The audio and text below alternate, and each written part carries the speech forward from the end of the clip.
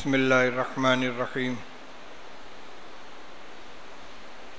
الحمد للہ رب العالمین والصلاة والسلام علی سید الانبیاء والمرسلین سیدنا و مولانا محمد وعلی آلہ واصحابہ اجمعین اما بعد۔ محترم بزرگوں، عزیزوں، بھائیوں، نوجوان دوستوں، آج کی یہ رات بہت ہی قیمتی ہے۔ ایک سال میں ایک مرتبہ رمضان آتا ہے اور رمضان میں ایک عشرہ آخری عشرہ ہوتا ہے اور اس میں ایک رات شب قدر ہوتی ہے جو اللہ کے علم میں ہے۔ ہمیں اس رات کو تلاش کرنے کا حکم دیا گیا ہے، اور اس کی تلاش کیسے ہوگی؟ ٹارچ لے کر اس کو تلاش نہیں کرنا ہے، بلکہ اخیر عشرے کی تمام راتوں میں اور بالخصوص طاق راتوں میں پوری تندہی اور محنت کے ساتھ اپنے آپ کو عبادت میں، تلاوت میں، تسبیحات میں، دعا میں، ذکر میں مشغول رکھنا ہے۔ اللہ کے علم میں جون سی رات شب قدر ہوگی انشاءاللہ وہ نصیب ہو جائے گی۔ روایات میں آخری عشرے کی طاق راتوں کا تذکرہ ہے۔ وہ کون سی رات ہوگی؟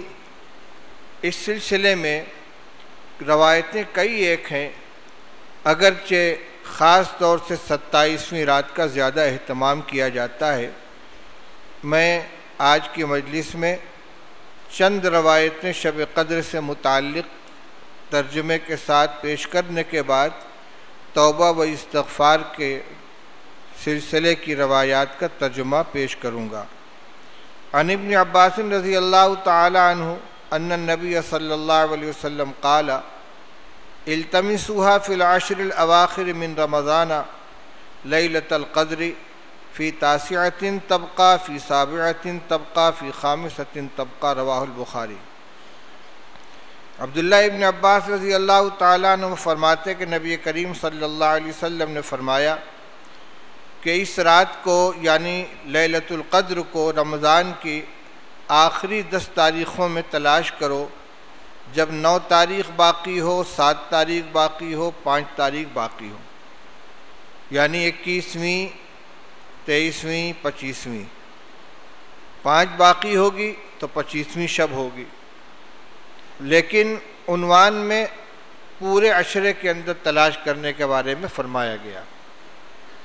دوسری طرف ابو سعید خدری رضی اللہ تعالیٰ عنہ کی روایت ہے، وعن ابی سعید الخدری رضی اللہ تعالیٰ عنہ ان رسول اللہ صلی اللہ علیہ وسلم اعتکف العشر الاول من رمضان ثم اعتکف العشر الاوسط فی قبۃ ترکیۃ ثم اطلع رأسه فقال انی اعتکفت العشر الاول التمس هذه الليلة ثم اعتکفت العشر الاوسط ثم اتیت فقیل لی انها فی العشر الاواخر فمن كان اعتكف معي فليعتكف العشر الأواخر فقد أريت هذه الليلة ثم أنسيتها وقد رأيتني أسجد في ماء وطين في صبيحتها فالتمسوها في العشر الأواخر والتمسوها في كل وتر قال فمطرت السماء تلك الليلة وكان المسجد على عريش فوقف المسجد فبصرت عيناي رسول اللہ صلی اللہ علیہ وسلم وعلى جبهته اثر الماء والطين من صبيحة 21 متفق علیہ فی المعنى واللفظ لمسلم الى قوله فقیل لی انها في العشر الاواخر والباقی للبخاری۔ اگرچہ علماء کرام عربی زبان سمجھ لیتے ہیں مگر اکثر حضرات ترجمے کے منتظر رہتے ہیں، تو حدیث کے الفاظ کی بھی برکت ہے، اس کو بے فائدہ نہ سمجھیں کہ ہم تو ترجمہ سمجھتے نہیں، ہمارے سامنے صرف ترجمہ، ہم تو عربی سمجھتے نہیں، ہمارے سامنے صرف ترجمہ پیش کر دیا جائے، نہیں، نبی کریم صلی اللہ علیہ وسلم کی زبان مبارک سے نکلے ہوئے جو الفاظ ہیں ان میں جو نورانیت ہے، اس کی جو برکت ہے، اس کی تلاوت سے جو رحمت نازل ہوتی ہے، وہ ہمارے ترجمے کے اندر نہیں آ سکتی۔ ترجمہ مفہوم تو معلوم ہو جائے، اس لیے برکتاً حدیث کے الفاظ بھی پڑھے جاتے ہیں۔ ترجمہ سنیے۔ ابو سعید خدری رضی اللہ تعالیٰ عنہ فرماتے ہیں کہ رسول اللہ صلی اللہ علیہ وسلم نے اعتکاف فرمایا رمضان المبارک کے پہلے عشرے کا، پھر اعتکاف فرمایا درمیانی عشرے کا ترکی خیمے کے اندر، جو مسجد میں آپ کے لیے لگا دیا گیا تھا گھیر کر۔ پھر آپ نے اپنا سر باہر نکالا، یعنی جب 20 دن مکمل ہو گیا، 20واں دن تھا، تو آپ نے اپنے خیمے سے سر باہر نکالا اور فرمایا کہ میں نے پہلے عشرے کا اعتکاف کیا تھا اس رات کی تلاش میں، پھر میں نے درمیانی عشرے کا اعتکاف کیا، پھر میرے پاس آیا گیا، یعنی فرشتہ آیا اللہ کی طرف سے، اور مجھ کو یہ بتلایا گیا کہ وہ آخری عشرے کے اندر ہے، شب قدر آخری عشرے کے اندر ہے، بس جن لوگوں نے میرے ساتھ اعتکاف کیا تھا وہ آخری 10 دنوں کا بھی اعتکاف کریں۔ اس سال رسول اللہ صلی اللہ علیہ وسلم نے پورے مہینے کا اعتکاف فرمایا، 10 دن کا، پھر 10 دن کا، پھر 10 دن کا۔ فرمایا کہ مجھے یہ رات دکھلا دی گئی تھی، پھر مجھے بھلا دی گئی۔ اللہ کی طرف سے اس رات کی تعیین کرا دی گئی تھی، لیکن پھر بھلا دی گئی۔ اور ایک روایت میں ہے کہ میں نکلا تھا تمہیں اطلاع دینے کے لیے، لیکن فلاں فلاں جھگڑا کر رہے تھے، اس کی وجہ سے، اس کی نحوست سے یہ رات اٹھا لی گئی۔ ہو سکتا ہے اسی کے اندر بھلائی ہو، چنانچہ فرمایا کہ ثم انسیتها وقد رأیتنی اسجد فی ماء وطین من صبیحتها۔ آپ نے اس کی ایک پہچان بتلائی، نشانی بتلائی۔ فرمایا کہ میں نے اپنے کو دیکھا کہ میں سجدہ کر رہا ہوں پانی اور مٹی میں، یعنی کیچڑ میں، اس کے بعد والی صبح کو، جس رات میں شب قدر ہے اس کی اگلی صبح کو میں پانی اور کیچڑ کے اندر سجدہ کر رہا ہوں، یہ مجھے دکھلایا گیا، گویا خواب کے اندر میں نے دیکھا۔ فَلْتَمِسُوهَا فِي الْعَشْرِ الْأَوَاخِرِ، فرمایا لہٰذا اس رات کو آخر کی 10 تاریخوں میں تلاش کرو۔ وَلْتَمِسُوهَا فِي كُلِّ وِتْرٍ، اور ہر طاق رات میں تلاش کرو۔ طاق رات وہی 21ویں، 23ویں، 25ویں، 27ویں اور 29ویں۔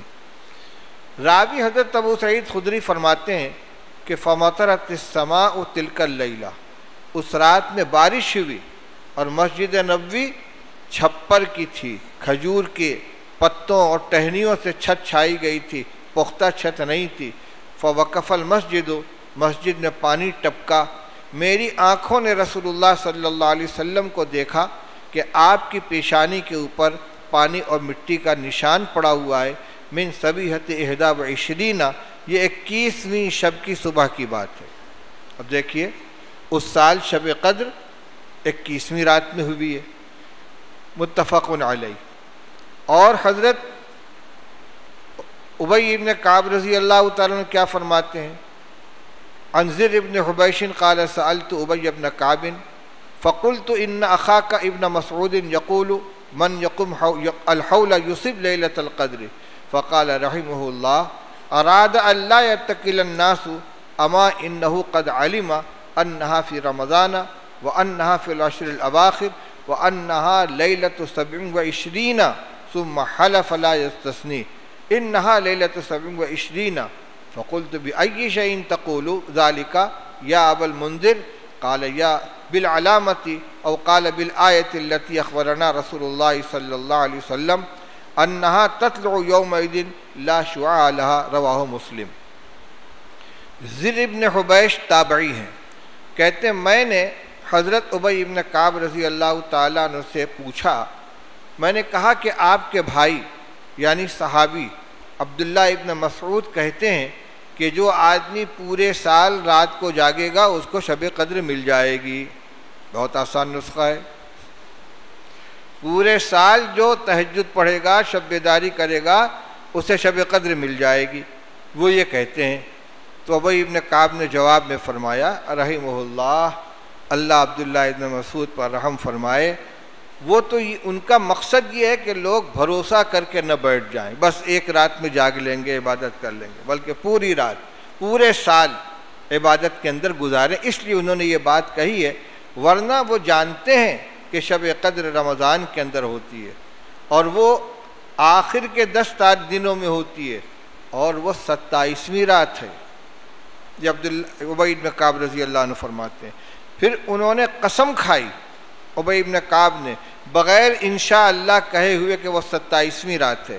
میں نے عرض کیا کہ آپ کیسے یہ بات کہہ رہے ہیں؟ کہنے لگے ابو المنذر، یہ راوی زر ابن حبیش کی کنیت ہے، ابو المنذر، میں نشانی کی بنا پر کہہ رہا ہوں، جو نشانی ہمیں رسول اللہ صلی اللہ علیہ وسلم نے بتلائی تھی۔ وہ کیا نشانی تھی؟ کہ اس رات کے بعد صبح کو سورج اس طرح طلوع ہوگا کہ اس کے اندر چمک نہیں ہوگی۔ سورج کے اندر جو خیرگی ہوتی ہے، آنکھ خیرہ ہو جاتی ہے، چوندھیا جاتی ہے، اس پر ٹکتی نہیں ہے۔ تو شب قدر کے بعد کی جو صبح ہوتی ہے، اس میں جب سورج طلوع ہوتا ہے تو اس میں وہ خیرگی نہیں ہوتی۔ میں نے وہ علامت 27ویں شب کے بعد دیکھی ہے، اس لیے میں کہتا ہوں کہ یہ 27ویں شب ہے۔ ہو سکتا ہے کہ جس سال کا یہ واقعہ ہے اس سال یہ علامت 27ویں شب کے بعد پائی گئی ہو، اس لیے اتنے یقین کے ساتھ یہ فرما رہے ہیں ابی ابن کعب رضی اللہ تعالیٰ عنہ۔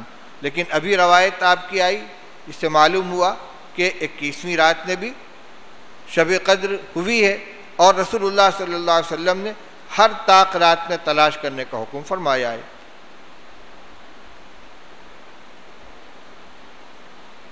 اب ایک روایت جس سے 23ویں رات معلوم ہوتی وہ بھی سن لیجئے۔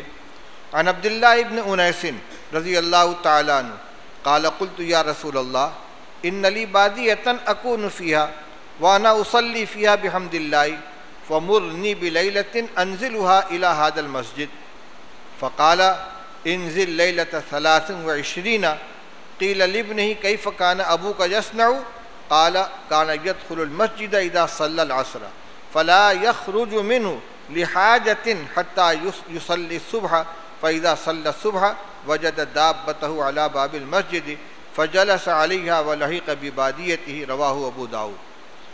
حضرت عبداللہ ابن انیس رضی اللہ تعالیٰ عنہ صحابی ہیں، فرماتے ہیں میں نے عرض کیا کہ یا رسول اللہ، میرا دیہات ہے، یعنی میرے کھیت باغ دور دیہات کے اندر ہیں، میرا بادیہ یعنی ایک دیہات ہے، گاؤں ہے جس میں میں رہتا ہوں اور میں الحمدللہ وہاں نماز بھی پڑھتا ہوں۔ آپ مجھے ایک رات کے بارے میں فرما دیجئے جس میں میں اس مسجد یعنی مسجد نبوی کے اندر آ کر قیام کروں، یعنی شب قدر کی تلاش میں۔ تو رسول اللہ صلی اللہ علیہ وسلم نے فرمایا کہ 23ویں رات میں آ جایا کرو۔ یہ خود رسول اللہ صلی اللہ علیہ وسلم فرما رہے ہیں، 23ویں رات میں مسجد نبوی میں آ جایا کرو بس۔ یہ روایت عبداللہ ابن انیس رضی اللہ تعالیٰ عنہ کی ان کے صاحبزادے نقل کر رہے تھے۔ تو جب یہ روایت انہوں نے سنائی تو ان کے صاحبزادے سے پوچھا گیا کہ آپ کے والد صاحب کیسے عمل کرتے تھے؟ کہنے لگے کہ عصر کی نماز پڑھ کر مسجد میں آ جاتے تھے، یعنی 22 تاریخ گزار کر 23ویں شب سے پہلے عصر کی نماز پڑھ کر مسجد نبوی میں آ جاتے تھے اور اس میں سے نکلتے نہیں تھے کسی ضرورت سے، یعنی طبعی ضرورت کی بنا پر، استنجا وغیرہ کی بنا پر تو آدمی نکلے گا، لیکن کسی دنیاوی ضرورت سے مسجد سے باہر نہیں آتے تھے، اسی میں رہتے تھے، پوری رات اسی میں گزارتے تھے، یہاں تک کہ صبح کی نماز پڑھ لیتے تھے۔ پھر جب فجر کی نماز پڑھ لیتے تو اپنی سواری مسجد کے دروازے پر موجود پاتے، اس پر بیٹھتے اور اپنے گاؤں چلے جاتے۔ ان 3 روایتوں کے سنانے کا مقصد میرا یہ ہے کہ ہمارا جو عام مزاج یہ بنا ہوا ہے کہ بس 27ویں شب کا ہی اہتمام کرتے ہیں، 27ویں شب کا اہتمام آپ کرتے ہیں، میں اس سے منع نہیں کرتا، یہ بھی ان میں سے ہے، لیکن باقی راتوں کو بے حیثیت یا کم حیثیت نہیں سمجھنا چاہیے۔ 21ویں شب میں بھی شب قدر ہوئی ہے، 23ویں شب کو خود رسول اللہ صلی اللہ علیہ وسلم نے حکم فرمایا ہے، اس لیے آخری عشرے کی ہر رات اور کم از کم ہر طاق رات کا ہمیں اہتمام کرنا چاہیے۔ اب اس کے بعد ان روایات کے سنانے کا مقصد میرا یہی تھا کہ ہم پورے عشرے کا اہتمام کریں۔ شب قدر میں اللہ تعالیٰ کی طرف سے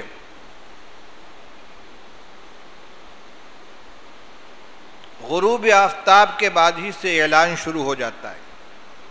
اللہ تعالیٰ آسمان دنیا پہ نزول فرماتے ہیں، اب بندے کی ایک ایک ضرورت کا نام لے کر اعلان کیا جاتا ہے کہ ہے کوئی جو مجھ سے مغفرت طلب کرے میں اس کی مغفرت کر دوں، ہے کوئی جو مجھ سے روزی طلب کرے میں اس کو روزی عطا کروں، ہے کوئی جو مبتلا مصیبت ہو اور مجھ سے عافیت مانگے میں اس کو عافیت عطا کروں۔ اسی طریقے سے ایک ایک ضرورت کا نام لیا جاتا ہے، الا قضا الا قضا، کیا ہے کوئی ایسا، کیا ہے کوئی ایسا۔ تو ہمیں ان راتوں کے اندر اور جن کو ہم شب قدر کی نیت سے گزارتے ہیں، ان میں نمازوں کا بھی اہتمام کرنا ہے، نفل نمازوں کا، قرآن پاک کی تلاوت بھی کرنی ہے اور دعا کا بھی خوب اہتمام کرنا ہے۔ صرف اجتماعی دعا پر اکتفا نہ کریں بلکہ اپنے اپنے طور پر بار بار دعا مانگے۔ ایسا نہیں کہ ایک مرتبہ دعا مانگ لی تو فرصت ہو گئی، نہیں، بار بار اللہ تعالیٰ کے سامنے ہاتھ پھیلائیں، دعا مانگیں، کیونکہ کریم کی طرف سے اعلان ہو رہا ہے۔ اب اگر ہم غفلت میں پڑیں گے تو بڑی محرومی ہوگی۔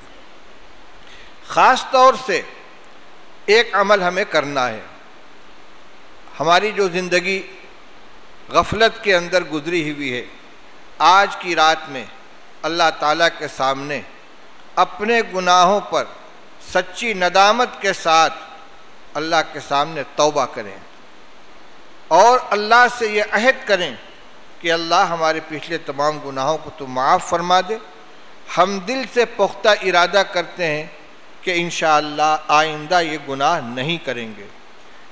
جب یہ تینوں چیز پائی جائے گی، گزشتہ گناہوں پر ندامت اور اللہ تعالیٰ سے ان کی معافی مانگنا اور آئندہ ان گناہوں کو چھوڑنے کا پختہ عہد کرنا، تب یہ بنے گی توبہ۔ اور استغفار کے معنی ہے اللہ تعالیٰ سے مغفرت طلب کرنا۔ مغفرت کیا چیز ہے؟ گناہوں کے اوپر پردہ ڈال دینا۔ اللہ ہمارے گناہوں کا پردہ ڈال دے، چھپا دے، لوگوں کے سامنے نہ آئے، محشر میں ہماری رسوائی نہ ہو، ان کا حساب و کتاب نہ لیا جائے، یہ ہے استغفار۔ گناہ معدوم نہیں ہو جاتا، اس پر اللہ تعالیٰ پردہ ڈال دیتے ہیں۔ تو اب میں شروع کر رہا ہوں باب الاستغفار والتوبہ، استغفار اور توبہ کا بیان۔ استغفار اور توبہ کی حقیقت کیا ہے؟ میں اس کو حاشیے کی عبارت سے آپ کو سمجھا رہا ہوں۔ الاستغفار طلب المغفرت وهو الستر، استغفار کہتے ہیں مغفرت کی دعا مانگنا، مغفرت طلب کرنا، اور مغفرت غفر سے بنا ہے، غفر کے معنی ہے پردہ ڈال دینا۔ تو اللہ تعالیٰ سے جب ہم کہیں گے کہ اللہ ہماری مغفرت فرما دے، تو اس کا مطلب یہ ہوگا کہ ہمارے گناہوں کو معاف فرما دے، درگزر فرما دے، اس پہ پردہ ڈال دے۔ اس کے بعد لفظ توبہ جو ہے اس کو سمجھیے، وَالتَّوْبَةُ الرُّجُوعُ عَنِ الْمَعْصِيَةِ وَالنَّدَمُ عَنْهَا مِنْ حَيْثُ أَنَّهَا مَعْصِيَةٌ مَعَ صِدْقِ الْعَزْمِ بِقَلْبِهِ عَلَىٰ أَلَّا يَعُودَ وَقَضَاءِ مَا فَاتَ فِيمَا يُمْكِنُ قَضَاؤُهُ فِي حُقُوقِ اللَّهِ وَالْمَظَالِمِ فِي حُقُوقِ الْعِبَادِ۔ فرماتے ہیں کہ توبہ گناہ سے لوٹ آنے کا نام ہے ندامت کے ساتھ۔ سب سے پہلے ندامت کے ساتھ اس گناہ کو چھوڑے، گناہ کو ترک کرے، لوٹ کر آ جائے۔ بغاوت پر آمادہ تھا، اب اس گناہ سے لوٹ آیا، پیچھے ہٹ گیا۔ مع صدق العزم بقلبہ علی اللہ یعودا، ساتھ ہی ساتھ دل سے پختہ عزم کرے کہ یہ گناہ دوبارہ نہیں کروں گا، اور اللہ تعالیٰ سے اس کی معافی مانگے۔ اور جن چیزوں کی قضا ممکن ہے حقوق اللہ میں سے ان کی قضا کرے۔ نماز چھوٹی ہے تو صرف توبہ کافی نہیں ہے، نماز کی قضا بھی کریں گے۔ چھوڑنے کی وجہ سے جو نافرمانی ہوئی ہے، قضا کے باوجود بہرحال عملی نافرمانی تو پائی گئی، اس کو اللہ سے معاف کرانا ہے۔ اسی طرح اگر کسی کا روزہ چھوٹا ہوا ہے تو توبہ کرنے کے ساتھ ساتھ چھوٹے ہوئے روزے کی قضا بھی کرنی ہوگی۔ یہی حال فدیہ اور کفارہ کا ہے کہ کوئی ایسا عمل کسی سے ہو گیا جس کا فدیہ واجب ہوتا ہے تو توبہ بھی کرے اور فدیہ بھی ادا کرے۔ کفارہ واجب ہو گیا تو کفارہ بھی ادا کرے، جیسے کسی نے قسم کھائی اور توڑ دی تو قسم کا کفارہ واجب ہوگا، یا کسی کی نماز چھوٹی ہوئی ہے اور اب طاقت نہیں ہے نماز پڑھنے کی تو صرف توبہ کافی نہیں ہے بلکہ چھوٹی ہوئی نماز کا فدیہ، روزہ چھوٹا ہوا ہے اور طاقت نہیں ہے تو اس کا فدیہ بھی ادا کرنا ہے۔ غرض جن چیزوں کا اللہ کی طرف سے کوئی بدل متعین ہے، چاہے قضا ہو، چاہے کفارہ ہو، چاہے فدیہ ہو، اس کو بھی ادا کرنا ہے اور اللہ سے معافی بھی طلب کرنی ہے۔ یہ تو ہوا حقوق اللہ میں۔ والمظالم فی حقوق العباد، اور اگر حقوق العباد کا معاملہ ہے، کسی کو جسمانی اذیت پہنچائی ہے، گالی دی ہے، اس کی بے عزتی کی ہے، اس کو تکلیف پہنچائی، یا اس کا مال ہڑپ کر لیا ہے، اس کی کوئی چیز رکھ لی ہے تو اس کو لوٹائے اور جو تکلیف پہنچائی ہے اس کو معاف کرائے۔ بڑی عبرت کی بات یہ ہے، علماء نے غیبت کو حقوق العباد کے اندر شمار کیا ہے۔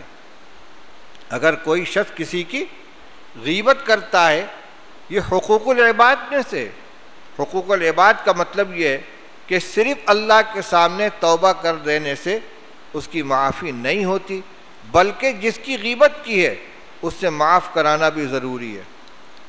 اب یہ بہت ٹیڑھا مسئلہ ہے، اس لیے کہ غیبت کرنے والا اتنی اخلاقی جرأت ہی نہیں رکھتا کہ جس کی غیبت کی ہے اس سے جا کر اقرار کرے کہ میں نے آپ کی غیبت کی تھی، آپ معاف کر دیجیے۔ دوسرے یہ کہ جس کی غیبت کی ہے وہ اس کا ظاہر بات ہے اس سے قربت نہیں ہوگی، مخالفت ہوگی، دشمنی بھی ہو سکتی ہے، کم سے کم دوری تو ضرور ہوگی۔ اب اس کے پاس کیسے جائے گا؟ اس لیے یہ وہ گناہ ہے کہ جس کی کامل معافی بڑی مشکل ہے۔ لہٰذا آسان یہی ہے کہ ہم مکمل طور سے اپنے آپ کو غیبت سے بچائیں، اور جس کی متعین طور سے غیبت کی ہے ہمت کر کے اس سے اقرار کر کے اپنی غیبت، اپنے گناہ کی، اپنی غلطی کی معافی مانگ لیں۔ ایک چیز اور ہے، رسول اللہ صلی اللہ علیہ وسلم نے اس طرح سے دعا فرمائی ہے کہ اللہ میں ایک انسان ہوں، لہذا اگر میں نے تیرے کسی بندے کو کوڑا لگایا ہو، اس کو مارا ہو، اس کو سخت سست کہا ہو، تو میرے اس عمل کو اس کے حق میں نماز بنا دے، زکوٰۃ بنا دے، صدقہ بنا دے، جس کے ذریعے تو اس کو اپنی قربت عطا کرے۔ کیا مطلب ہوا؟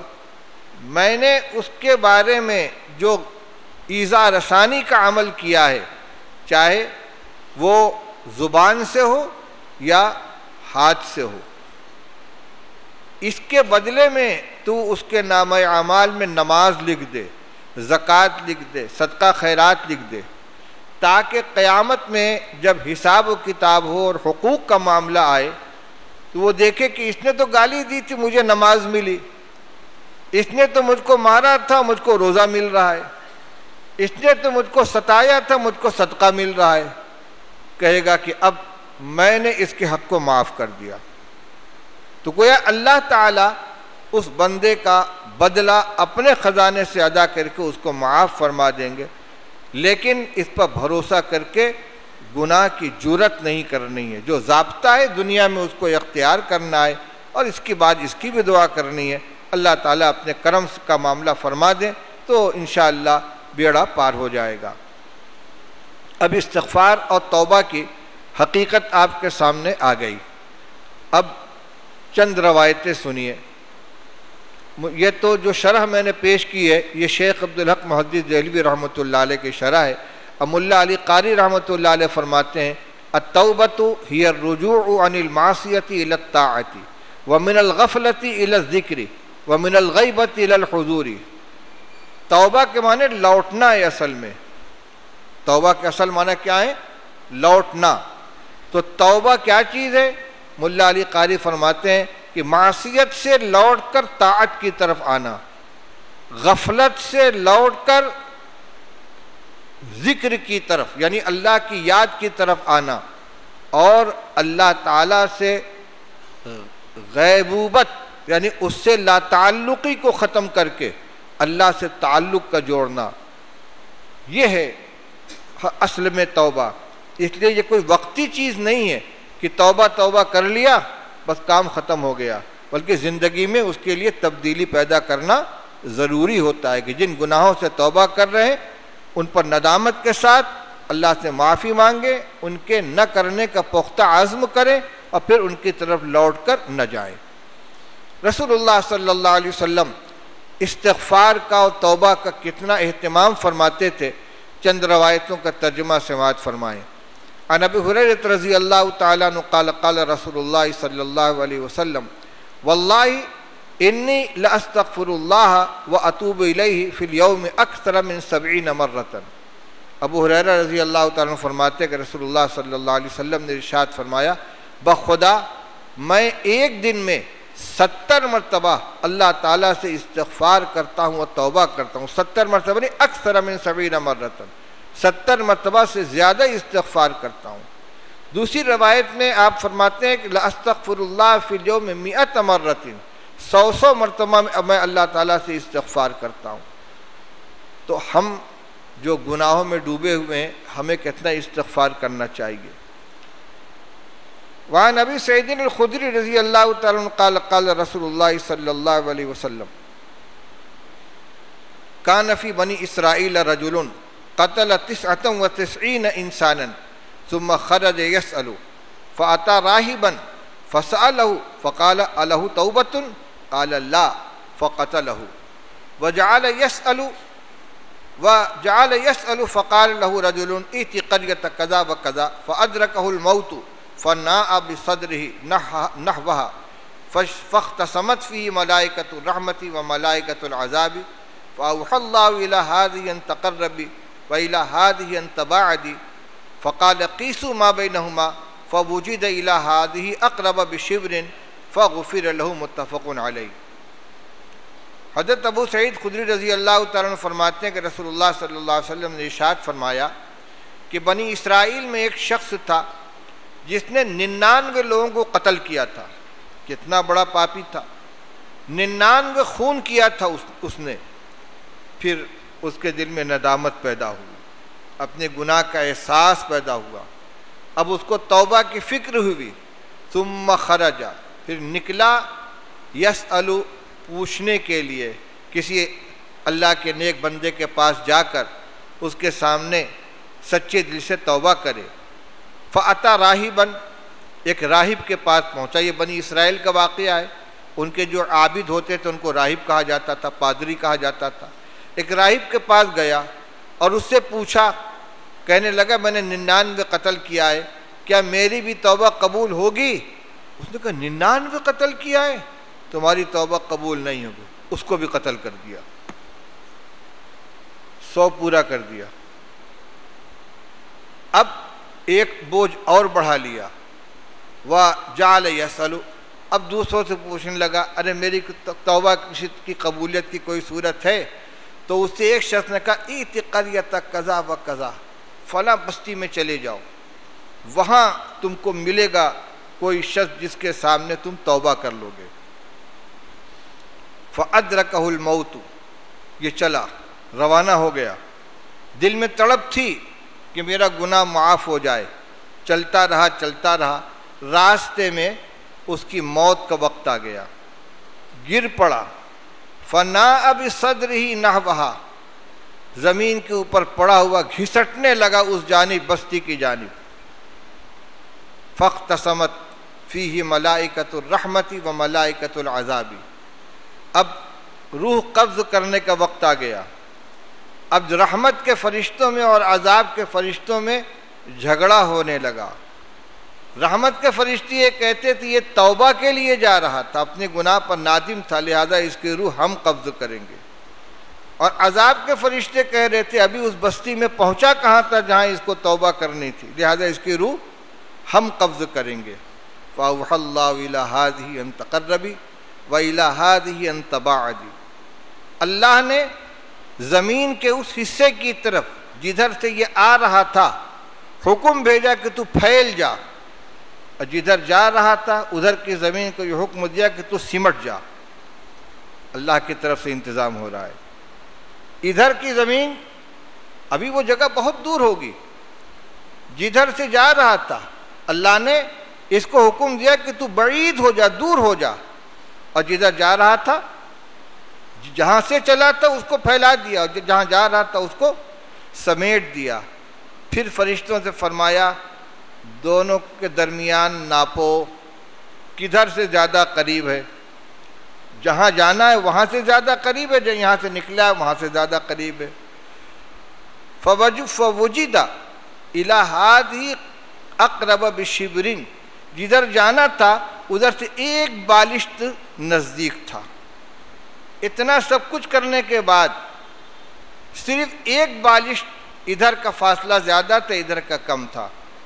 فغفر لہ، اس کی مغفرت کر دی گئی۔ اللہ کی رحمت بہانا چاہتی ہے، بس ہمارے دل میں واقعی ندامت پیدا ہو جائے اور اللہ کی طرف متوجہ ہو جائیں۔ پہاڑ کے برابر بھی اگر کوئی بندہ گناہ لے کر اللہ کے سامنے سچے دل سے توبہ کرے، اللہ تعالیٰ معاف فرماتے ہیں۔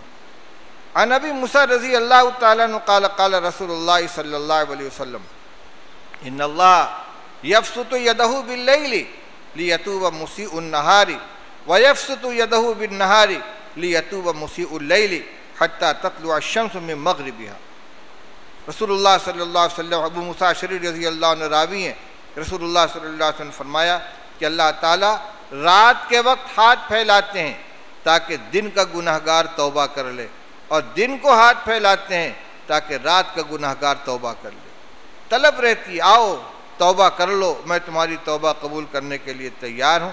حتی تطلع الشمس من مغربها، یہ سلسلہ چلتا رہے گا یہاں تک کہ مغرب کی طرف سے سورج طلوع ہو جائے۔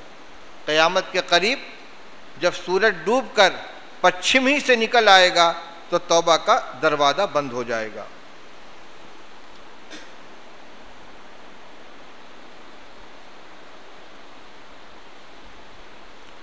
ایک سید الاستغفار ہے، ایک روایت اور سن لیجئے۔ بار بار گناہ ہو جائے تو ہم سوچتے ہیں کہ ایک مرتبہ گناہ ہوا توبہ کر لیا، پھر گناہ ہوا پھر توبہ کر لیا، بار بار توبہ ٹوٹ جاتی ہے تو اس توبہ سے کیا فائدہ؟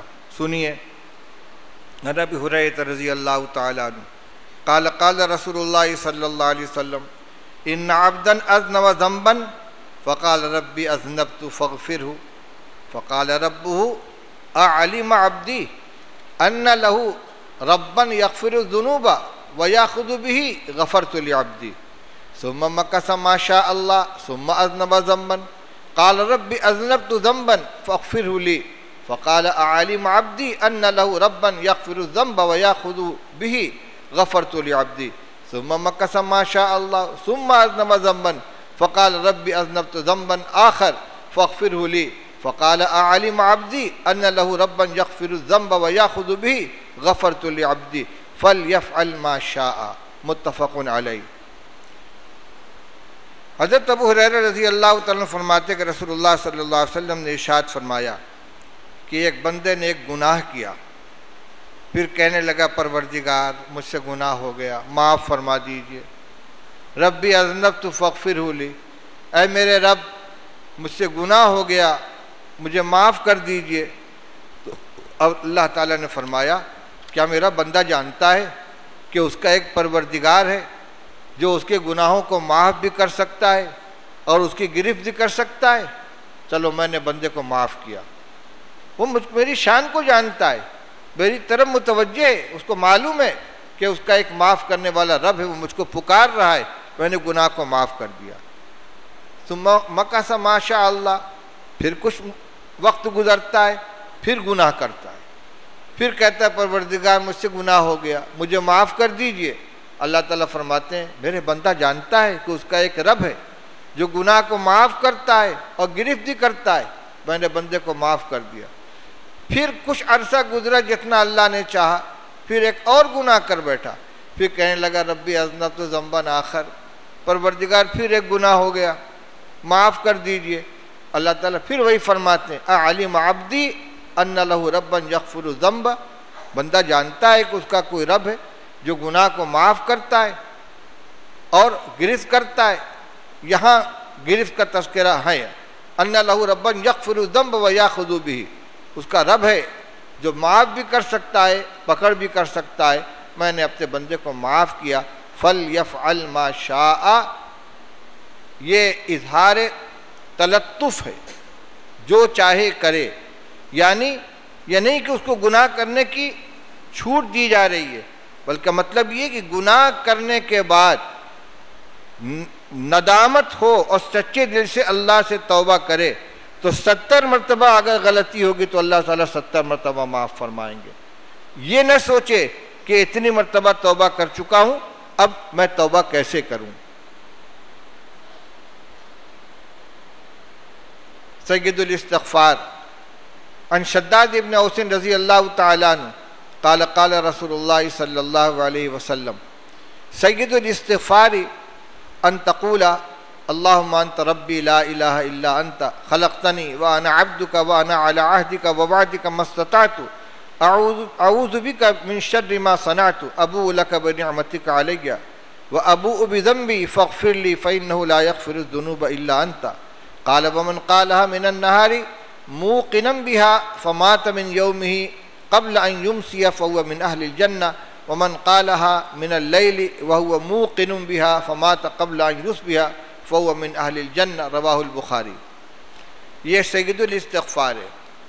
شداد ابن اوس رضی اللہ تعالیٰ عنہ فرماتے کہ رسول اللہ صلی اللہ علیہ وسلم نے فرمایا کہ سید الاستغفار یعنی سب سے اعلیٰ درجے کا استغفار یہ ہے کہ بندہ یوں کہے، میں الفاظ تو پڑھ دیے، اب ترجمہ کر رہا ہوں۔ اللہم انت ربی لا الہ الا انت، اے اللہ تو میرا رب ہے، تیرے علاوہ کوئی معبود نہیں، خلقتنی تو ہی نے مجھے پیدا کیا ہے، وانا عبدک اور میں تیرا بندہ ہوں، وانا علی عہدک ووعدک ما استطعت اور میں نے جو تجھ سے وعدہ کیا ہے، جو عہد کیا ہے، جتنا مجھ سے ہو سکتا ہے میں اس کے اوپر قائم ہوں۔ اعوذ بک من شر ما صنعت، میں نے جو برے کام کیے ہیں ان کے شر سے آپ کی پناہ چاہتا ہوں۔ وابوء لک بنعمتک علی، اور آپ کے جو میرے اوپر احسانات ہیں میں ان کا اقرار کرتا ہوں، اعتراف کرتا ہوں۔ وابوء بذنبی، اور میں اپنے گناہ کا بھی اقرار کرتا ہوں۔ فاغفر لی، آپ مجھے معاف کر دیجئے، میری مغفرت فرما دیجئے۔ فإنہ لا یغفر الذنوب الا انت، کیونکہ تیرے علاوہ کوئی معاف کرنے والا نہیں۔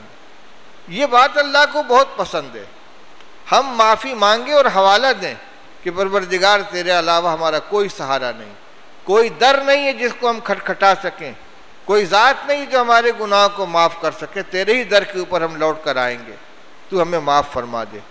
رسول اللہ صلی اللہ علیہ وسلم فرماتے ہیں کہ جو بندہ دن کے وقت اس استغفار کو کہے گا موقنم بہا، یہ قید ہے اس کے ساتھ، پورے یقین کے ساتھ، یعنی پختہ دل کے ارادے سے، اللہ کی نعمتوں کا اقرار بھی، عہد پر قائم رہنے کا جو حوالہ ہے اس پر قائم رہنے کا پختہ ارادہ بھی، گناہوں کا اقرار اور یقین کے ساتھ اللہ تعالیٰ سے معافی مانگنا، جو اس میں مضمون آیا اس کے یقین کے ساتھ دن کے وقت اگر استغفار کرے گا اور رات سے پہلے مر جائے گا تو وہ جنتی ہوگا، اور جو اس کو رات کو کہے گا یقین کے ساتھ اور مر جائے گا صبح سے پہلے تو وہ جنتی ہوگا۔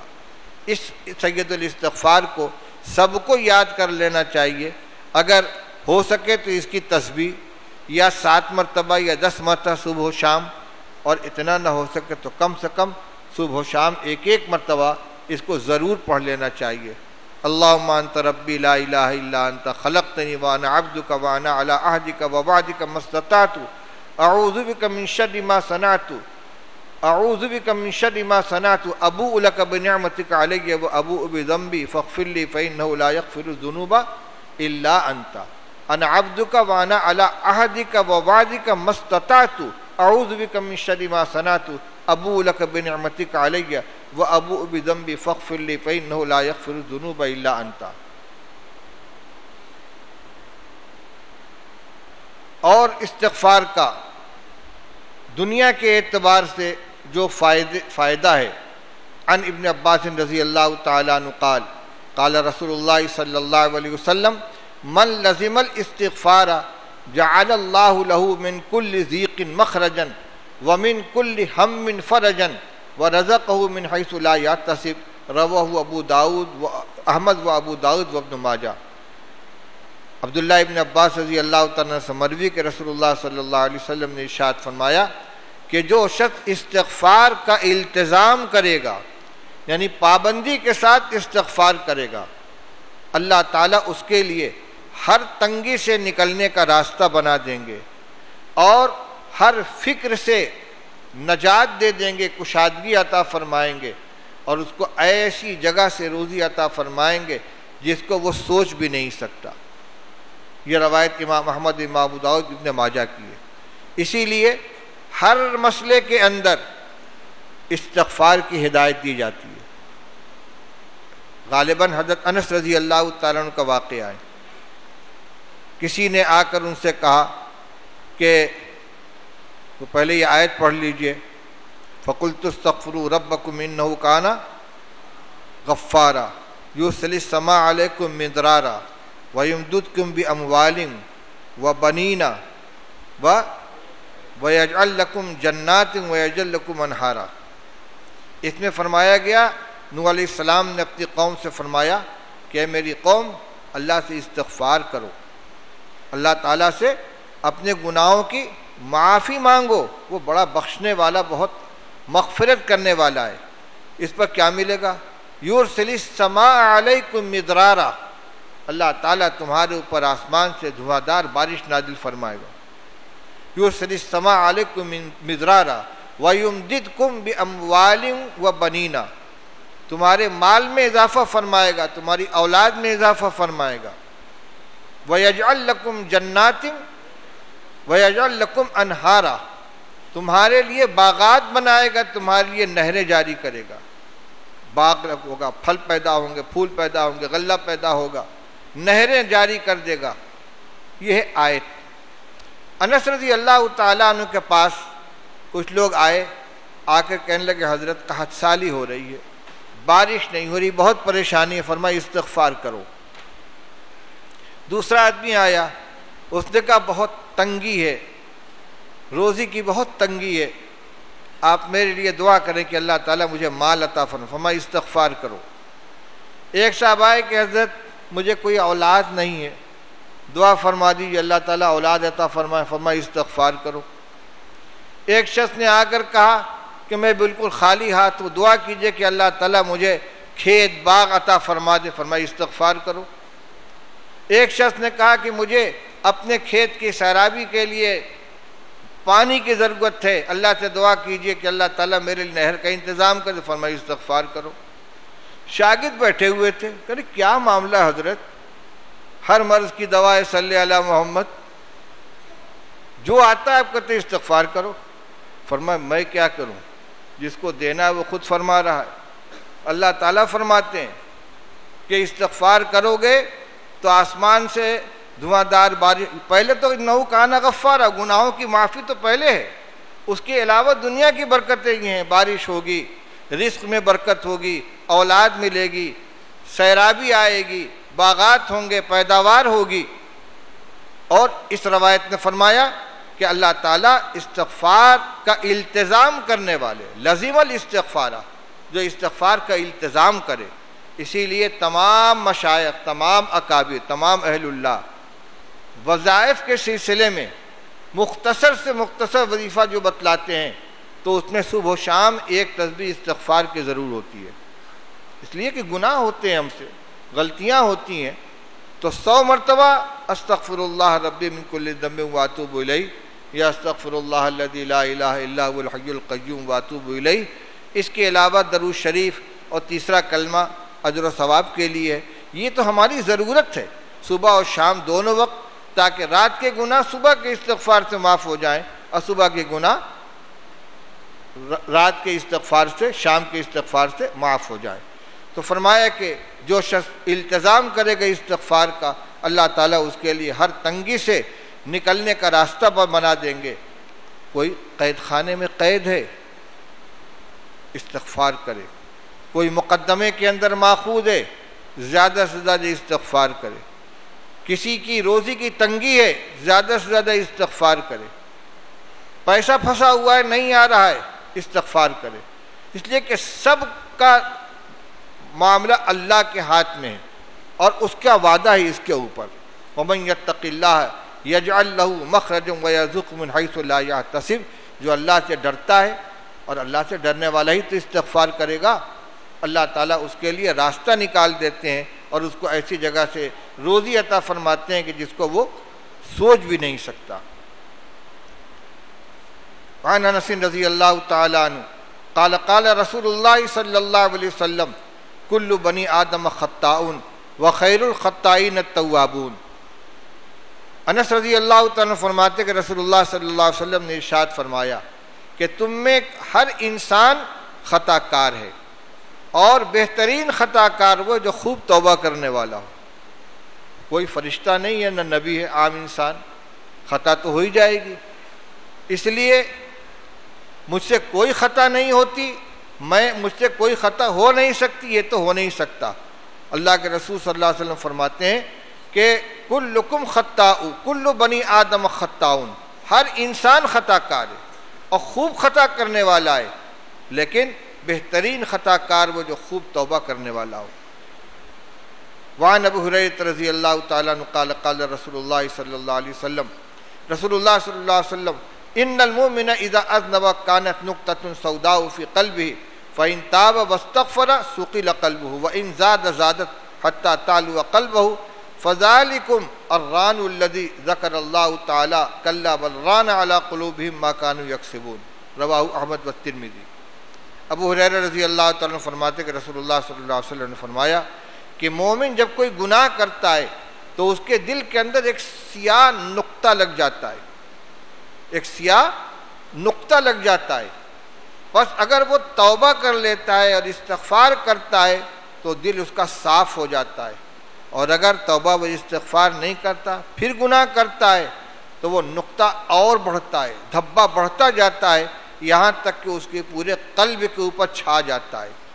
فذالکم الران، یہی وہ زنگ ہے جس کا تذکرہ اللہ تعالیٰ نے فرمایا ہے کلا بل ران علی قلوبہم ما کانوا یکسبون، کہ ان کی بدعمالیوں نے ان کے دلوں کے اوپر زنگ لگا دیا ہے۔ اس زنگ کا اثر کیا ہوتا ہے؟ دل، اور خاص طور سے مومن کا دل ایک آئینہ ہے۔ آئینے کا کام یہ ہے کہ اچھی صورت اس میں اچھی نظر آئے اور بری صورت بری نظر آئے۔ دل اعمال کا آئینہ ہے۔ مومن کا دل اگر صاف ہے تو اچھے عمل کی اچھائی اور اس کی رغبت دل کے اندر آئے گی، اور برے عمل کی برائی کا احساس اور اس کی نفرت دل کے اندر آئے گی، کیونکہ آئینہ صاف ہے۔ لیکن اگر گناہوں کی وجہ سے دل کے اوپر زنگ لگ گیا ہے، تو اگر آئینے کے اوپر زنگ لگ جائے، کوئی اسٹیل کا آئینہ ہے چمکدار جس میں چہرہ خوب صاف نظر آتا ہے، اس پہ زنگ لگ گیا، اب زنگ لگے ہوئے آئینے کے اندر آپ دیکھیں گے تو نہ اچھے چہرے کی خوبصورتی اس میں نظر آئے گی، نہ خراب چہرے کی بدصورتی محسوس ہوگی۔ تو جب دل کے اوپر گناہوں کا زنگ لگ گیا تو نہ اچھے کام کی رغبت دل میں پیدا ہوگی اور نہ برے کام کی نفرت دل میں پیدا ہوگی۔ ایک روایت اور اسی کے ساتھ سنا دوں، رسول اللہ صلی اللہ علیہ وسلم نے ایک مرتبہ ارشاد فرمایا ان هذه القلوب تصدع كما يصدع الحديد اذا اصابه الماء، جس طرح لوہے کو پانی لگنے سے لوہے پر زنگ لگ جاتا ہے، اسی طرح لوگوں کے دلوں کے اوپر بھی زنگ لگ جاتا ہے۔ قالوا فما جلاؤها یا رسول اللہ، صحابہ نے پوچھا یا رسول اللہ دل کے زنگ کو صاف کرنے کا طریقہ کیا ہے، کیسے زنگ دور ہوگا؟ فرمایا کثرت ذکر الموت و تلاوت القرآن، موت کو خوب یاد کرنا، موت کا خوب ذکر کرنا اور قرآن پاک کی تلاوت کرنا۔ جب بار بار موت کا تذکرہ کرے گا، موت کو یاد کرے گا اور یہ بات ذہن میں مستحضر رہے گی کہ مرنا ہے، اللہ کے سامنے حاضر ہونا ہے، ایک ایک عمل کا حساب و کتاب دینا ہے، تو پھر گناہ سے دوری پیدا ہوگی اور دل پہ جو زنگ لگا ہے وہ چھٹے گا۔ اسی طرح قرآن پاک کی تلاوت زیادہ سے زیادہ کرے۔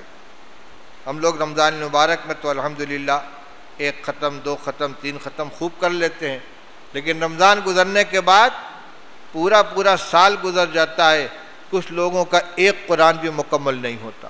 یہ بڑی محرومی کی بات ہے۔ قرآن کی تلاوت اللہ کو بہت پسند ہے، بڑی برکت کی چیز ہے، اور سب سے بڑا فائدہ اس کا یہ ہے کہ دل کا زنگ اس سے دور ہوتا ہے۔ لہذا ہمیں رمضان کے علاوہ بھی تلاوت کا اہتمام کرتے رہنا چاہیے۔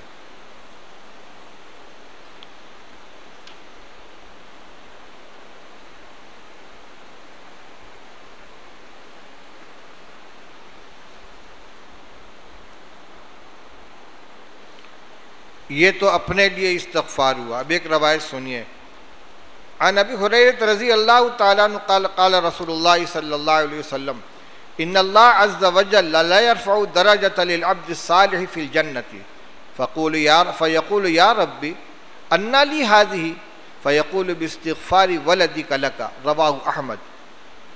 حضرت ابو ہریرہ رضی اللہ تعالیٰ عنہ فرماتے کہ رسول اللہ صلی اللہ علیہ وسلم نے فرمایا کہ اللہ تعالیٰ نیک بندے کا جنت کے اندر درجہ بڑھائیں گے، حالانکہ عمل کا سلسلہ ختم ہو چکا ہے۔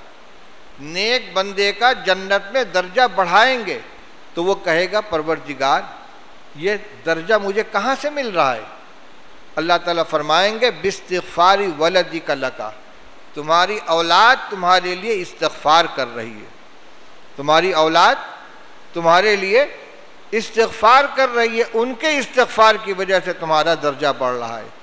لہذا ہماری ایک ذمہ داری یہ بھی ہے کہ اپنے والدین کے لیے اہتمام کے ساتھ استغفار کرتے رہیں، ان کی زندگی میں بھی اور ان کے انتقال کے بعد بھی۔ رحمت کی دعا کر رب ارحمہما کما ربیانی صغیرا۔ دیکھیے قرآن میں جہاں جہاں استغفار سکھایا گیا ہے والدین کا بھی تذکرہ ہے۔ رب اجعلنی مقیم الصلاۃ ومن ذریتی ربنا وتقبل دعا، اے اللہ مجھے نماز کا قائم کرنے والا بنا دے اور میری ذریت کو بھی، میری اولاد کو بھی نماز کا قائم کرنے والا بنا دے۔ ربنا وتقبل دعا، اے میرے رب میری دعا قبول فرمانے۔ ربنا اغفر لی ولوالدی وللمؤمنین یوم یقوم الحساب، اے اللہ میری بھی مغفرت فرما دے، میرے والدین کی بھی مغفرت فرما دے اور تمام ایمان والوں کی مغفرت فرما دے۔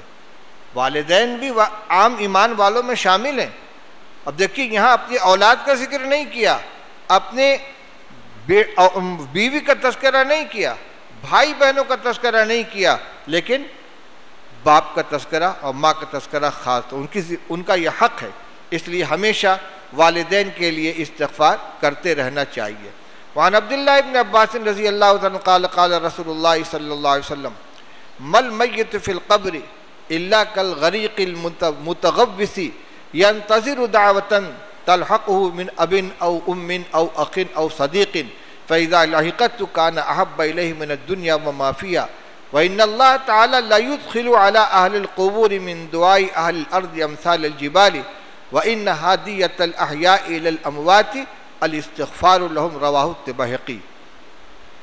عبداللہ ابن عباس رضی اللہ تعالیٰ عنہ فرماتے کہ رسول اللہ صلی اللہ علیہ وسلم نے ارشاد فرمایا کہ قبر کے اندر میت کی مثال اس شخص جیسی ہوتی ہے کہ جو ڈوب رہا ہو اور مدد کے لیے پکار رہا ہو۔ جیسے کوئی ڈوبنے والا مدد کے لیے پکارتا ہے، قبر کے اندر میت کا یہی حال ہوتا ہے۔ ینتظر دعوتاً تلحقہ، وہ انتظار میں رہتا ہے کہ اس کے پاس کوئی دعا پہنچے، اس کے باپ کی طرف سے، اس کی ماں کی طرف سے، اس کے بھائی کی طرف سے، اس کے کسی دوست کی طرف سے، اولاد ماں باپ کے لیے دعا کرے اور ماں باپ اولاد کے لیے بھی دعا کرے. ضروری نہیں ہمیشہ میں ماں باپ ہی کا پہلے انتقال ہو، اولاد کا بھی انتقال ہو جاتا ہے.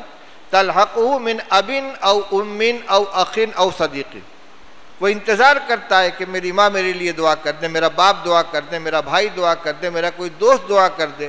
فرما فَإِذَا لَحِقَتْهُ، جب وہ استغفار، وہ دعا بندے کی طرف سے اس میت کے پاس پہنچتی ہے تو اس کے نزدیک وہ دنیا اور دنیا کی تمام چیزوں سے زیادہ محبوب ہوتی ہے. اور اللہ تعالیٰ قبر والوں کے اوپر زمین والوں کی دعاؤں کو پہنچاتے ہیں پہاڑوں کے مانند، اور فرمایا کہ یہ زندوں کا مردوں کے حق میں بہترین ہدیہ ہے کہ ان کے لیے استغفار کیا جائے. لہذا اپنے تمام گزر جانے والے رشتہ داروں کے لیے یاد کر کے نام لے لے کر، دادا دادی کے لیے، نانا نانی کے لیے، اور جو رشتہ دار انتقال کریں سب کے لیے دعا کر اللہ ان کی مغفرت فرما دے. یہ ہماری طرف سے ان کے حق میں ہدیہ ہوگا. کوئی کسی کو بھی تکلیف پہنچائے گا اس کا گناہ ہوگا. اس میں شیخ اور غیر شیخ کا کوئی فرق نہیں ہے. شیخ سے ایک تعلق ہوتا ہے فیض کا، اس سے روحانی تعلق ہے، اس کے ذریعے سے اللہ کی طرف سے فیض آتا ہے، وہ سلسلہ بند ہو جاتا ہے. باقی جو گناہ کا مسئلہ ہے تو کوئی کسی کو بھی تکلیف پہنچائے گا، اذیت پہنچائے گا، اس کا گناہ ہوگا. نکاح ہونا ہے، کہاں ہے بھائی؟ حبیب الرحمان ولد محمد اسلام، آ جاؤ بھائی، یہاں آ جاؤ، آگے سامنے بیٹھ جاؤ. اور حسین احمد کہ حسین احمد ہیں وکیل، لڑکی کے حاجی محمد ابراہیم کے لڑکے حسین احمد ہیں. کہاں ہیں؟ آ جاؤ بھائی. حسین احمد ہیں. آپ نے اجازت لی ہے، آپ مجھے اجازت دیتے ہیں کہ میں سہیمہ ناہید کا نکاح حبیب الرحمان کے ساتھ کر دوں؟ اچھا، نکاح شروع ہونے سے پہلے آپ حضرات ذرا سا سمٹ جائیں، تھوڑا سمٹ کے بیٹھے تاکہ باہر کے لوگ اندر آ جائیں. سمٹ جائیے، بہت جگہ نکل آئے گی انشاءاللہ. اذا قیل لکم تفسحوا فی المجالس فافسحوا یفسح اللہ لکم. اللہ تعالیٰ فرماتے ہیں کہ اے ایمان والو، جب تم سے کہا جائے کہ گنجائش پیدا کرو، فوراً گنجائش پیدا کر دیا کرو، اللہ تعالیٰ تمہارے لیے گنجائش نکالیں گے.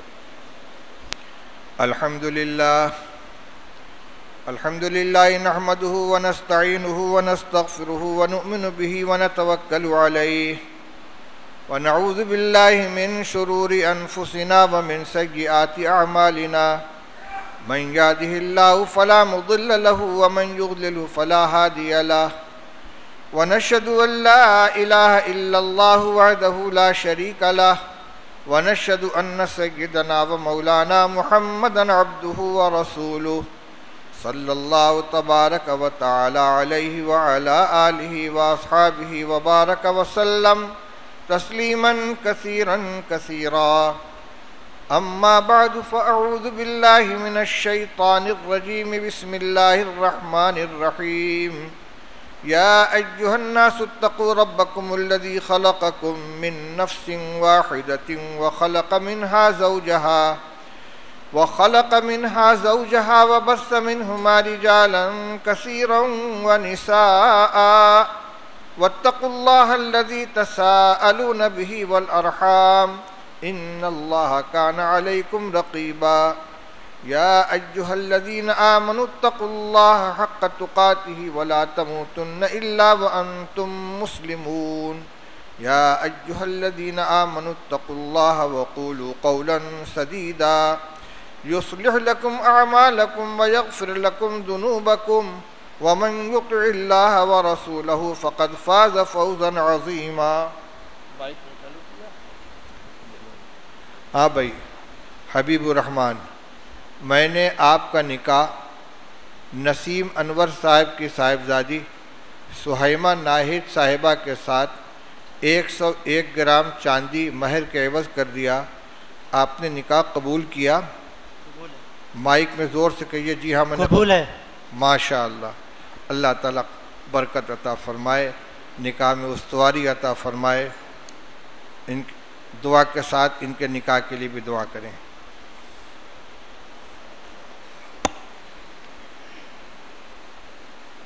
محمد فردوس اور ادریس احمد صاحب کے نام اصال ثواب کرانا ہے، اور دعا کیجئے، دعائے مغفرت کیجئے۔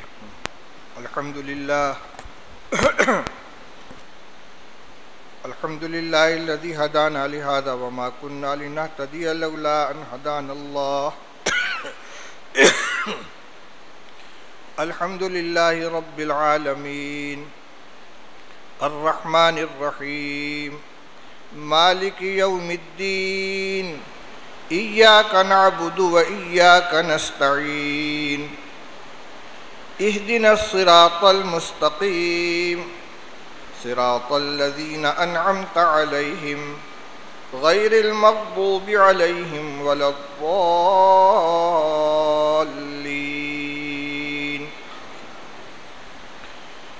سبحان اللہ وبحمدہ سبحان اللہ العظیم سبحان اللہ وبحمدہ عدد خلقہ وزنۃ عرشہ ومداد کلماتہ ورضاء نفسہ۔ سبحانک اللہم وبحمدک وتبارک اسمک وتعالی جدک ولا الہ غیرک۔ سبحانک لا نحصی ثناء علیک انت کما اثنیت علی نفسک۔ اللہم لک الحمد حمدا دائما مع دوامک ولک الحمد حمدا خالدا مع خلودک ولک الحمد حتی ترضى ولک الحمد بعد الرضا ولک الحمد لا منتہا له دون مشیتک۔ اللہم صل علی سیدنا و مولانا محمد صلی اللہ علیہ وسلم وعلى آل سیدنا و مولانا محمد صلی اللہ علیہ وسلم کما صلیت علی سیدنا ابراہیم وعلى آل سیدنا ابراہیم انک حمید مجید۔ اللہم بارک علی سیدنا و مولانا محمد صلی اللہ علیہ وسلم وعلى آل سیدنا و مولانا محمد صلی اللہ علیہ وسلم کما بارکت علی سیدنا ابراہیم وعلى آل سیدنا ابراہیم انک حمید مجید۔ ربنا آتنا فی الدنیا حسنۃ وفی الآخرۃ حسنۃ وقنا عذاب النار۔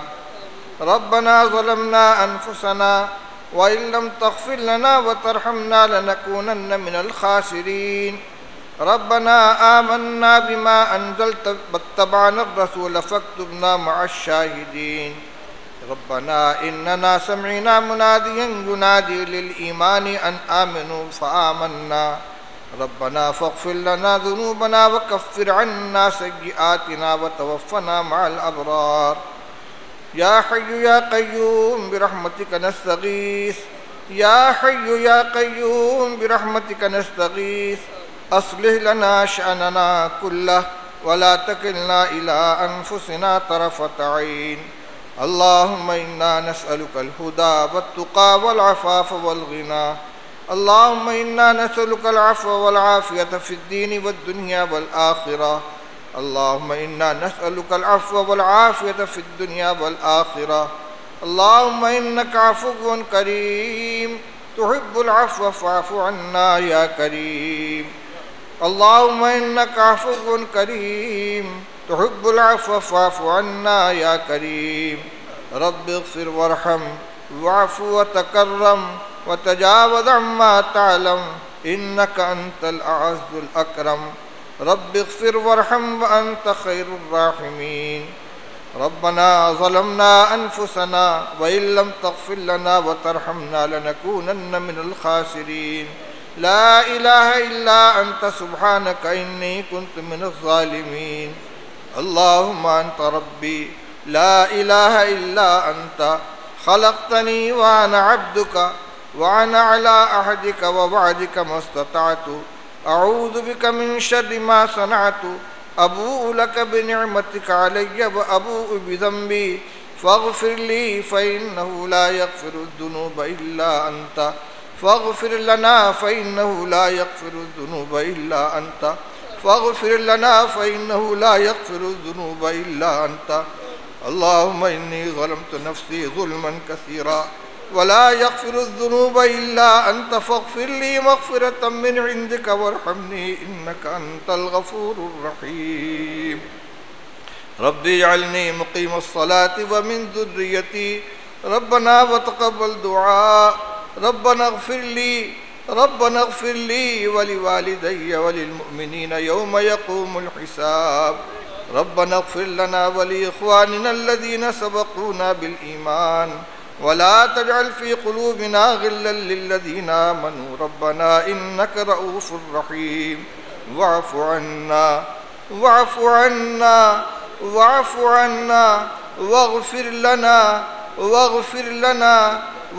لنا وارحمنا أنت مولانا فانصرنا على القوم الكافرين. اللهم اغفر للمؤمنين والمؤمنات والمسلمين والمسلمات الأحياء منهم والأموات إنك سميع قريب مجيب الدعوات. اللهم اهدنا فيمن هديت وعافنا فيمن عافيت وتولنا فيمن توليت وبارك لنا فيما أعطيت وقنا شر ما قضيت فإنك تقضي ولا يقضى عليك إنه لا يذل من واليت ولا يعز من عاديت تباركت ربنا وتعاليت. نستغفرك اللهم من جميع الذنوب والخطايا ونتوب إليك. اللهم اغفر للمؤمنين والمؤمنات والمسلمين والمسلمات الأحياء منهم الأموات إنك سميع قريب مجيب الدعوات. وألف بين قلوبهم وأصلح ذات بينهم وانصرهم على عدوك وعدوهم. اللهم لعن الكفرة الذين يصدون عن سبيلك ويكذبون رسلك ويقاتلون أولياءك. اللهم خالف بين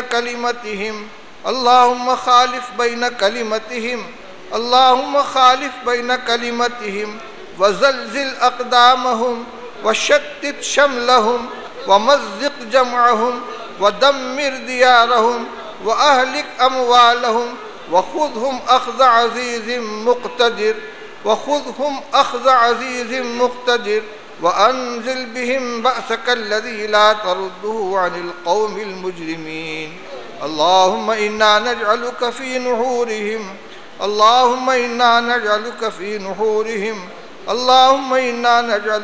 نحورهم ونعوذ بك من شرورهم. لا إله إلا الله الحليم الكريم. لا إله إلا الله الحليم الكريم. لا إله إلا الله الحليم الكريم. سبحان الله رب العرش العظيم والحمد لله رب العالمين. نسألك موجبات رحمتك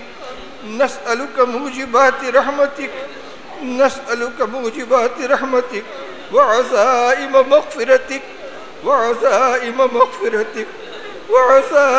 مغفرتك نسألك موجبات رحمتك وعزائم مغفرتك والسلامة من كل إثم والغنيمة من كل بر. اللهم لا تدع لنا ذنبا إلا غفرته. اللهم لا تدع لنا ذنبا إلا غفرته. اللهم لا تدع لنا ذنبا إلا غفرته.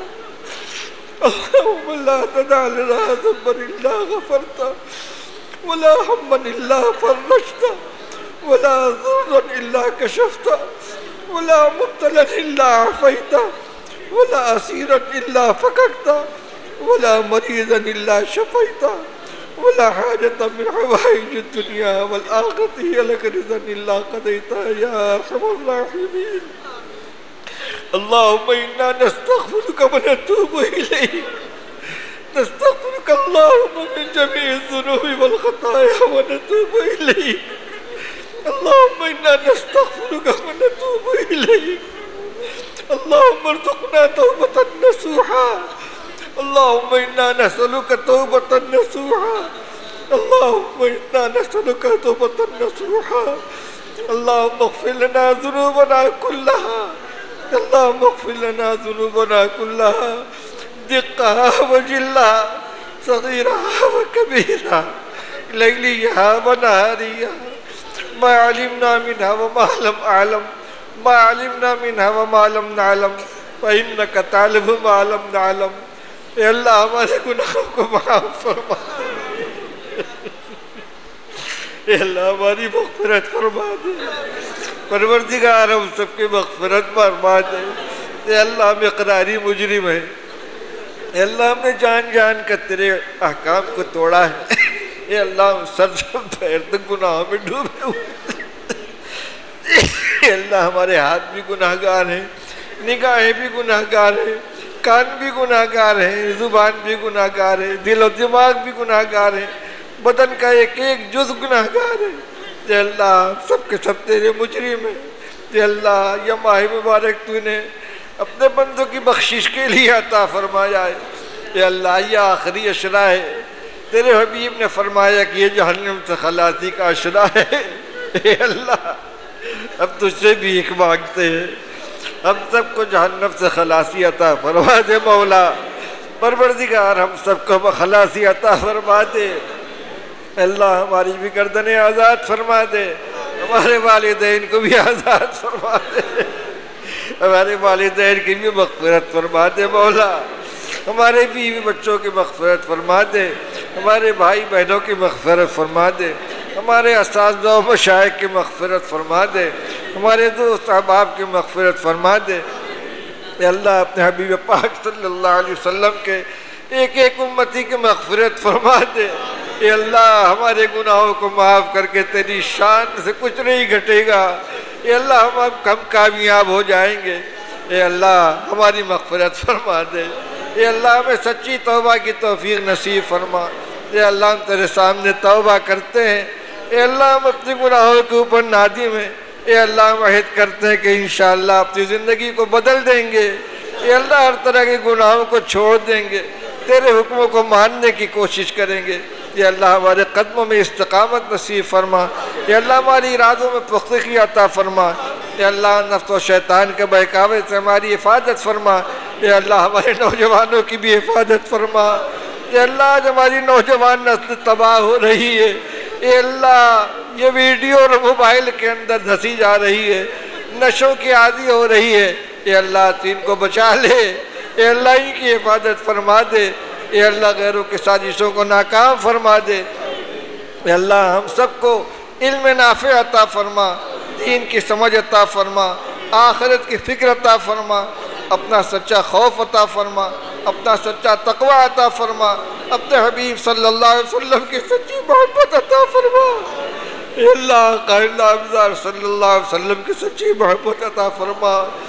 آپ کی سنتوں سے تعلق عطا فرما، سنتوں سے عشق عطا فرما، سنتوں پر عمل کرنا آسان فرما دے.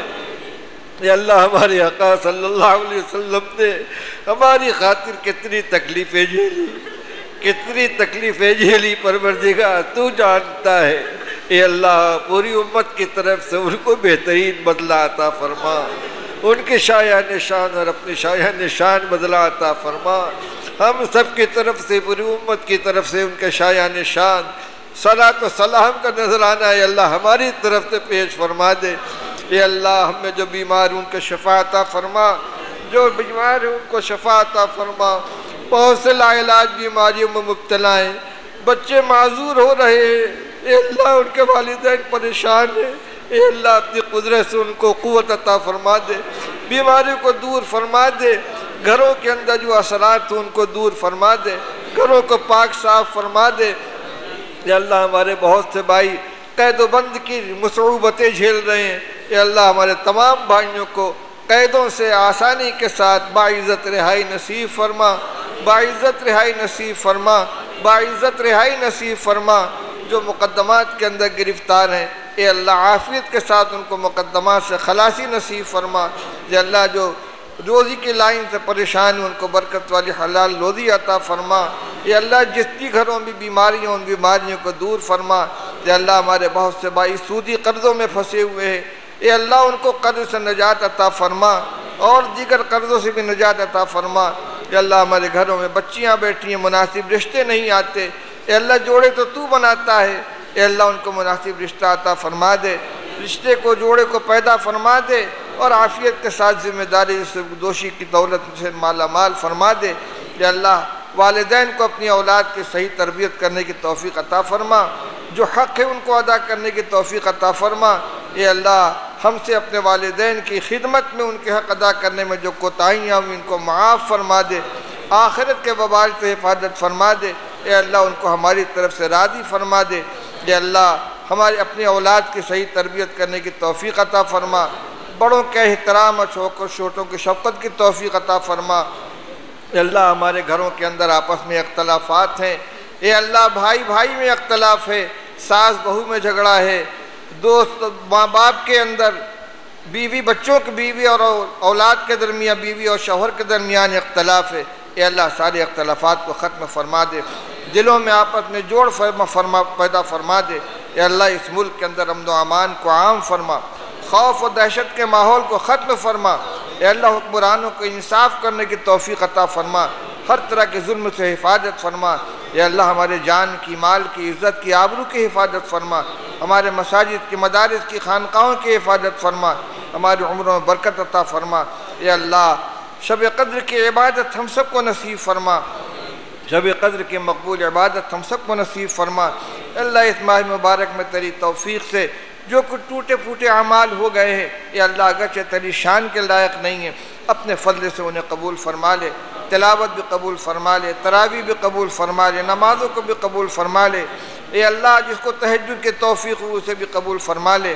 اے اللہ ہم سب کو شب قدر کی مقبول عبادت عطا فرما۔ اے اللہ جو ایام باقی رہ گئے ان کی پوری قدر کرنے کی توفیق عطا فرما۔ اے اللہ جن لوگوں نے ہم سے دعاؤں کے لیے کہا ہے، اے اللہ جو دعاؤں کے متمنی ہیں، جو خواہش مند ہیں، ان کے دلوں میں جو ضروریات ہیں، اللہ سب کو اپنے فضل سے اے اللہ پوری فرما دے، سب کی حاجتیں پوری فرما دے۔ اے اللہ ہماری دعاؤں کو اپنے فضل و کرم سے اپنے حبیب پاک صلی اللہ علیہ وسلم کے صدقے طفیل میں قبول فرما لے۔ پورے عالم کے اندر تیرے نیک بندے تجھ سے جو دعائیں مانگ رہے ہیں، اے اللہ ہر خیر میں ہمارا حصہ مقدر فرما، ہر شر سے ہماری بھی حفاظت فرما۔ ربنا تقبل منا انک انت السمیع العلیم وتب علینا انک انت التواب الرحیم، وصلی اللہ تعالی علی خیر خلقہ سیدنا و مولانا محمد و آلہ و صحبہ اجمعین برحمتک یا ارحم الراحمین۔